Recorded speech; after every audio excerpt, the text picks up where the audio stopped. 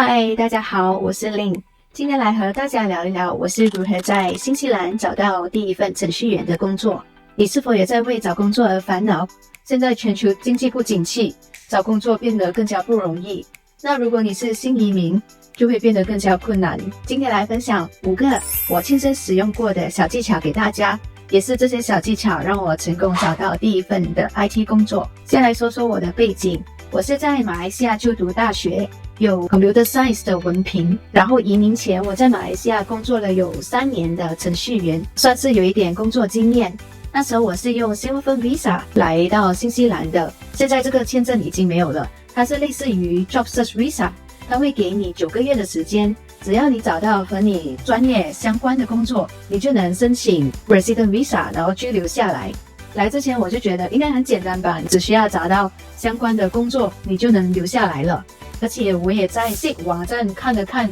有很多符合我专业的工作空缺，所以心想就觉得应该很容易吧。但来到后才发现是我自己想的太简单了，我发了有超过100多封简历，甚至连一个面试的机会都没有。后来我在 LinkedIn 上看到一个 job position 有差不多100多个人在称，有当地的居民，也有当地留学的学生，当然也有新移民，整个真的很 competitive， 你连一个面试的机会都很难抢。再来就是到面试，在新西兰这边面试通常有好几轮，就不像在马来西亚通常1天就搞定了，然后让你回家等消息。在新西兰这边通常会有4到5轮的面试，所以整个 process 会拿起来比较久，有超过2-3个月的都有。第一轮通常是 phone screening， 就那个 HR 他会打电话来，先了解你本身的情况，你是不是还在寻找工作，然后和你了解过，会安排你一个 take home project 或者一个 online test， 会直接测试你的 coding 的技能，然后看你有没有达到他们要的一个水准。如果你 pass 了这个，接下来就是 technical interview， 这个会比较紧张，因为你会直接面对着你要进的那个工作的 tech lead， 他会问你很多关于 technical 的问题或者 system design 的问题。在新西兰这边不像北美，它不会出一些 leak code 或者 algorithm， 但还是会问一些关于你 coding 的那个 practice 或者 system design 的问题会比较多。如果你通过了，他们组员也觉得你 OK 了，下一轮就是到 behavior interview。通常来到 behavior， 我能说，你的机会很大了，能得到这个 job offer。所以 behavior 他会问一些类似比较多于 communication， 好像你平时如果跟别人有 conflict， 你要怎样解决这类型的问题。如果你 pass 了这个，最后一轮就来到 reference check。reference check 就是你只需要给2个 reference， 然后 HR 会联络他们，会听他们对你的评价来做出一个决定要不要录取你。这个已经是很后悔了，通常来到这一个，我只能说你差不多10拿9稳可以得到这个 job offer 了。在新西兰这边求职真的很漫长的一个过程，而且很激烈，所以在这当中我就不得不做出一些小改变，让自己变得更优势。所以以下我想分享一些我自己使用的小技巧给大家参考参考。第一， LinkedIn。 在马来西亚我没使用 LinkedIn 的习惯，所以刚开始来到新西兰的时候，我也没开 LinkedIn， 就一开始就直接用 Seek 网站来申请工作，然后在那直接发 CV。 后来我才发现，在新西兰这边的 recruiter 其实他们蛮注重你 LinkedIn 的 profile 的，所以才开了账号。在 LinkedIn 上面，它就好像你的简历，需要把它专业化，工作经验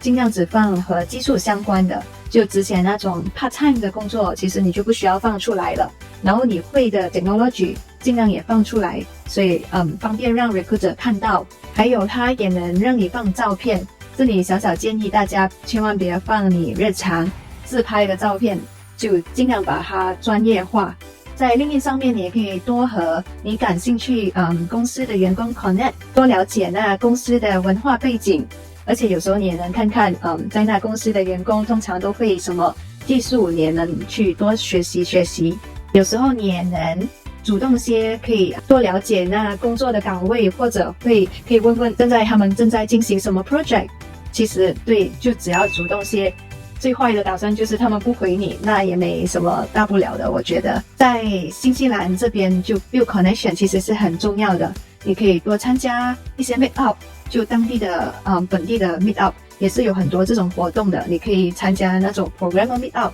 就多认识其他的 developer 或者 programmers。来从中你也可以多了解现在市场的需求，或者有什么工作的空缺，他们也可以告诉你。在 LinkedIn 上面你也可以 subscribe 他们的 email， 一旦有符合你的工作机会，他们也可以直接发 email 来通知你。这个功能我也是觉得蛮好的，你就能第一时间知道。LinkedIn 上也有 Learning 这个功能，你也可以多上一下 LinkedIn 的 course，或者考一些 certificate， 只要你成功了或者你上了，他会直接把这些放在你的 profile 上面的，我觉得也挺好的，是一个很有用的寻找工作的工具。第二，名字，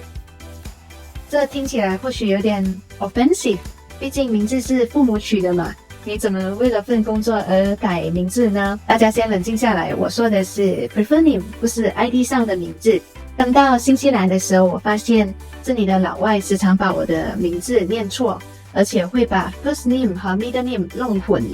所以我就取了一个容易发音而且容易记的一个英文 prefer name。当然父母也不反对，因为只是个 prefer name 嘛，不是 ID 上面的名字。先给大家看看这个例子，以这一份 Lim 学姐的简历和另外一份 Judy Lim 的简历放在一起，如果他们的工作经验或者会的技术都类似，你是 recruiter 的话，你会选择打电话给谁呢？如果是我会选一个我自己觉得容易念的名字开始，因为在新西兰这边，他们老外其实也很怕念错你的名字。而且以这个名字为例子，我听过老外把杰念成鸡，就像你在聚会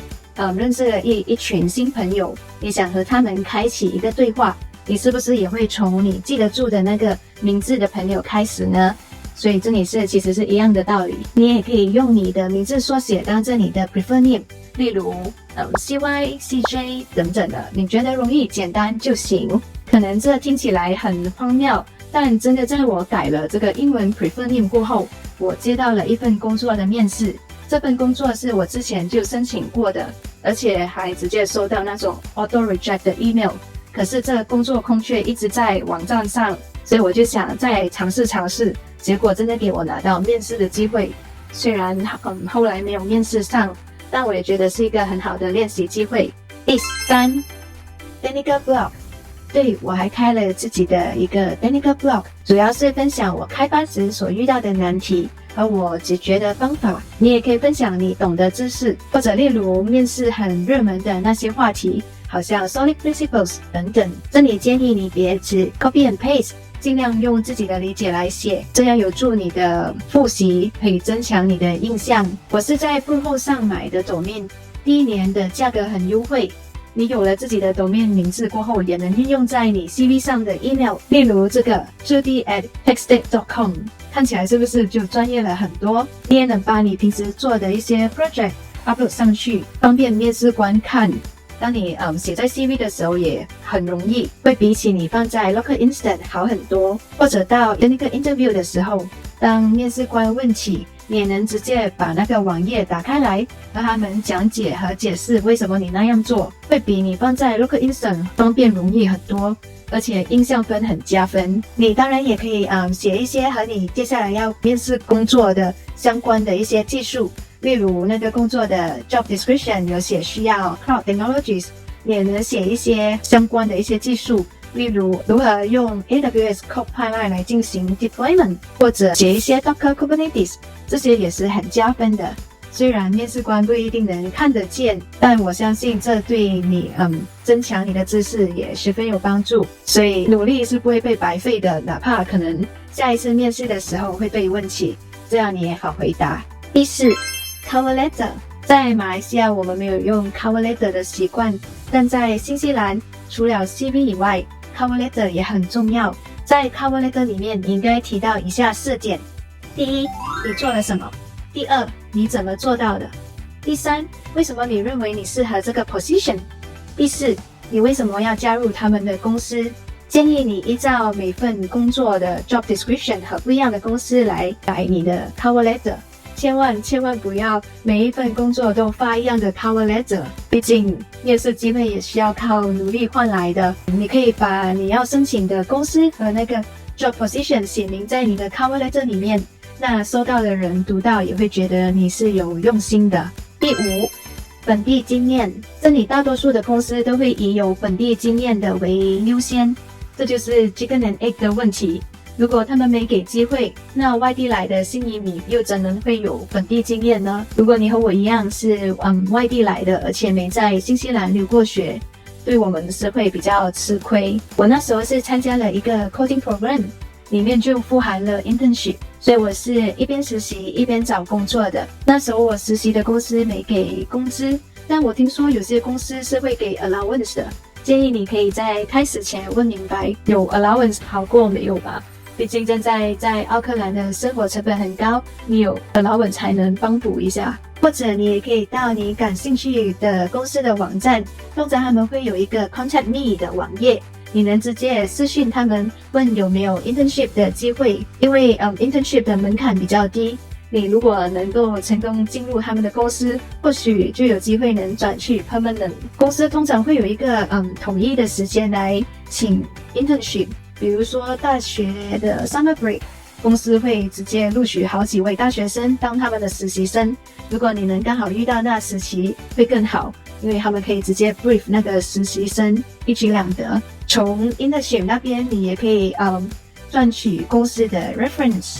因为通常你来到面试的最后一关，他们都会要求你至少给2位 reference 的 contact， 他们是真的会依照前公司对你的评价来看要不要录取你。所以在新西兰这边 connection 还是很重要的，就算你要换工作或者离职，也需要和